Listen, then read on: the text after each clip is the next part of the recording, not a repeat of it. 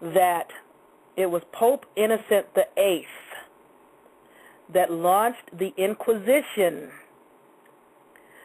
against what you call old religion, or old-time religion, in 1492, which is basically Inquisition against spirituality. They had and still do have, a fierce hatred of women. It all started out about being anti the female. That's what it started out as. Okay? Now, they felt that the woman and her sex drive was considered evil. And that was because they thought that her lust was insatiable. Well, I can comprehend how a male could feel like that. The average male involved, you're doing your stroke, you're stroking, and at some point you lose your erection and it goes down and you have to regroup. The female does not have to regroup. So I guess there was a certain amount of female envy or jealousy from these people in the Vatican or Rome or whatever the case may be at the time. But they took that anti the female and then evolved into anti-melanin richness, probably because a lot of the melanin-rich males had a certain amount of respect for the female, so it's about destroying their respect for the melanin-rich female and destroying respect for the female in general. That took everybody down to this low-level frequency. And this stuff that is called spirituality, it is the Christian church, headed by the Roman Catholic Church, which is the head and seat and foundation of all Christianity and head over all Christians. It was them that took that which is spiritual and that which is feminine or woman and classified all of that evil, magic, witchcraft, voodoo. They did that when it's really spiritual. Because remember, women as the mother are attempting to secure people. Men as patriarchal, they are attempting to secure themselves. Man, it's just, and the person that, had this question about, or may have come into contact with whoever put the question out about what about the people that are like, forget everybody else, you're supposed to do yourself. I guarantee you that's a male. That is a male talking to you, because that is a patriarchal, male, testosterone type of response. And I'm not attempting to beat up the men. I'm just saying men by nature are prone to look out for themselves. They have to watch everybody else and watch their back all the time, so they have to secure the individual first, and that is going to be their nature. Women are looking out for the children first. She'll feed all the children, and if there's enough left over, then she'll feed herself. Most women. I can't say all, but for the most part, it is matriarchal or motherly to secure others and try to secure all of you as a corroborate or group. Men, on the other hand, they may move in a group or function in a group, but it's all about securing me, man, me. And maybe when I'm done securing me, I might see what I can do about my wife and children. So what people need to understand is they would take prime example. Female may have a child that falls and gets a scar. This is way back in the day when they came up, because it was the so-called Christian church that invented the crime of witchcraft. They invented the devil. They invented Satan. They invented Lucifer. They invented all this shit and got everybody on some whole other stuff. But now these inventions have become real energy entities out there because people keep praying to them and giving them so much attention. So back in the day, a woman may have a child that may fall or get burned or something to this effect. She would go and get an aloe vera plant and come and put it on the scar or the burn to heal it so that it would not leave a scar or burn mark. These individuals started calling that witchcraft. Oh, what happened to the scar? Oh, I put aloe vera plant on it. It's gone. It's healed up. Witch. You made the scar disappear. Now, today, the same industry of using herbs and plants for healing and health and holing to grow and evolve, that whole industry was demonized and criminalized by people that accuse these people of witchcraft, magic, and voodoo. But today, it is called the pharmaceutical industry, for crying out loud. And they screwed it up and made it a mess, but that's under patriarchy. Women knew what they were doing. Men have screwed it up. No disrespect to the men, again. And I don't even know if I'm answering your question, but I'm saying all that to say, what I want people to do is I'm trying to demystify this science and remove the spookism out of the science. Now, understand that all matter is energy. Everything that you see under the sun and that which you do not see is energy. The things that look like they are not moving, they are moving, like the chair that you're sitting in, or the television standing there, or the computer, or even the rock sitting on the ground.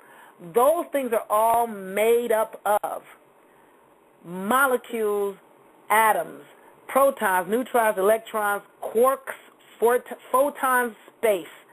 That's it.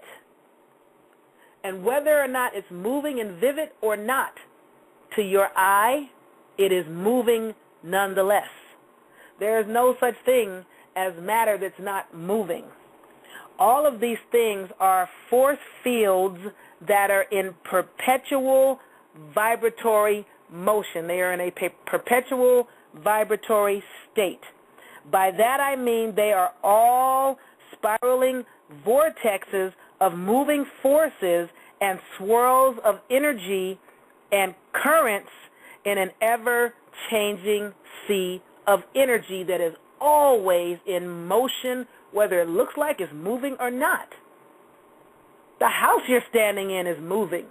It just doesn't look like it to you. Now, this sea of energy that we all move and breathe and have our being in, which is all spiraling, spinning vortexes. That's why I keep telling you I can talk to you about that which is spiritual or spiraling and spinning as a vortex. I don't know witchcraft, magic, voodoo, or metaphysics. I ain't the one. If you need that, you got to go somewhere else for that. I can just try to get you clear on some of this stuff that I've found out about based on what I know of words. But the sea of energy that we are existing in is most responsive to thought. The things that you think impact all of the energy around you because thoughts are vibratory waves. Every single thought that you think is a wave that emanates from you. Some people say it emanates from your mind. I'm going to say no, it does not. It emanates from you, from your brain, which is also got a lot of spiraling going on and an electrical current going on, but it emanates from you as a thought out into the mind, because the mind is omniversal, and it is an external thing. Your thoughts are an internal thing that move from you, through you, out into this ethereal motion that I'm going to call the omniversal mind. And the way that you think impacts that. And these thoughts, as they radiate from you, they move outward equally in every direction. 360 degrees, kind of like an atom spinning in every direction possible from you. That's why a lot of people need to come clear on a lot of the times when you see something real janky or hostile looking back at you, it is your own thoughts emanating from you, hitting your force field that people call an aura and reflecting back at you. It's your own thinking.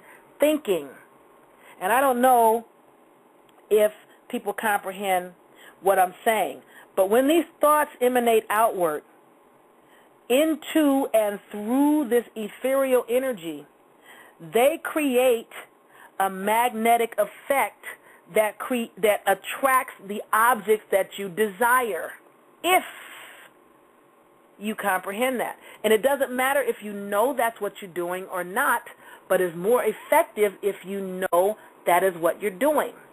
So in order for you to acquire anything of substance, the first order of business is to determine what you want to acquire. What is the end result that you expect?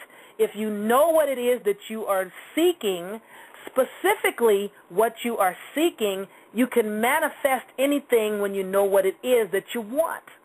Most people that I've encountered do not know what they want. Everybody knows what they don't want. Example, if you're trying to, let's say you're a sister and you want a man. And I say, so what kind of man do you want? I don't know. I just want a man. It's like, okay, well, what kind of man? Well, I don't want no dude that beats on me, and I don't want no dude that thinks I'm his possession. And okay, and I listen. It's like, uh-huh.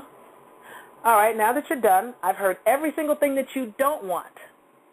What do you want? Most people have no idea, not a clue. That's why when things come into your life or go out of your life, something in yourself either attracted the thing that you got, repelled the thing that you lost, or because at some point you crossed your own will and stepped on yourself, you created a crevice in your aura so that other people can step in and step on you too. Those are the three things that are happening every day to everybody. Either you put something out there that drew something to you, you put a thought out there that repelled something away from you, or you crossed your own will and that put a hole in your astral protective field that let other people step in and step on you too because you stepped on yourself first. Example of stepping on yourself and crossing your will. You're sitting at home, you're laid back, and you're like, oh, I've had such a rough day. Oh, my God, I just want to kick off my shoes and be left alone. I don't want to be bothered. I'm not going back out today. I'm in for the night. And you're laying there, and you have your book out, if that's your thing. You have your TV on, watching whatever it is you're watching, if that's your thing. You're chummed up and hugged up with your significant other, if that's your thing. Whatever it is, you're doing what you really want to do. You're in your hot bath with the bubbles going, if that is your thing. All of a sudden, you get a phone call, and you answer the phone, and it's your mom. Sweetie, I have a problem. I need you to take me to so-and-so. So-and-so just got arrested. Huh? Your brother's in jail. He just got arrested. I need you to come and take me down to the jailhouse. And you're thinking, I don't want to go back out. I'm in the house. I don't want to go back out. It's like, well, did you call so-and-so? Let's say you have a sister. Did you call so-and-so? Yeah, I can't reach her. Well, what about Daddy? Did you call? I can't find him either.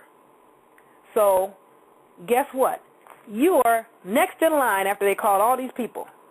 And as much as you don't want to go out of the house to deal with this shit, because that's exactly what it is when you are in your thing, doing your thing, that's all you want to do right now because, I've had such a rough day, and all I want to do right now is just relax.